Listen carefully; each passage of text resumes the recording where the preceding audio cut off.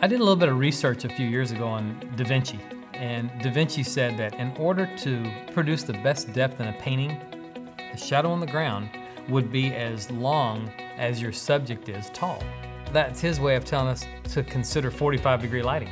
So my first stab at this was to put that light at 45 degrees, up and 45 degrees from the camera, because it's kind of like the ultimate wraparound sort of depth, shape, form, dimension on the face. Even though I brought the face back into the light, I still have a great shadow, a great fall off of light.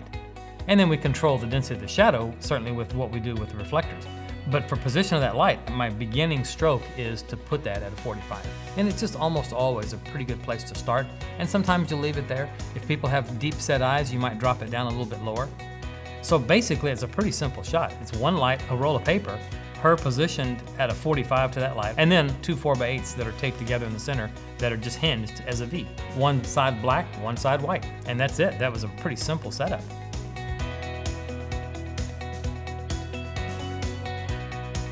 Clearly, working with the white and the black, there's an advantage and a disadvantage to both. With this gown backed up enough to where I can see all of the gown, I know that the white is the choice because I can see the white reflected in the sequins.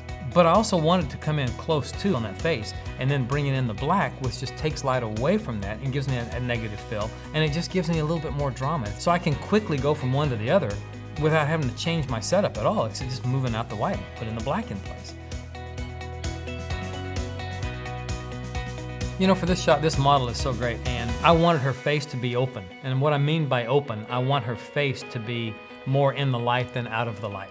So I was trying to direct her to work just slightly off access to the camera, so she's not flat onto the camera, and with her bringing her face backing up to the light a little bit. And when I do that, also, I think I can direct her to her best attributes and show off her best features by just working with her a little bit, bringing her head back in, watching closely her legs, her arms, her feet. With someone like this, you can't hardly go wrong. It's hard to miss. You know, the beauty of a shot like this is for new photographers especially that don't have a lot of lights. They don't have a lot of money to invest in a lot of lights, and they may be new in a small studio, or they just might be just starting out. If you can find one light source, you're in business. This could be just an umbrella. It's not as big and it won't be as soft as the one I'm working with, but it's still a starting place, and it's something that you could do easily. And keep in mind the 45-degree position. If you start at 45 and up 45, it's a great foundation and a place to begin.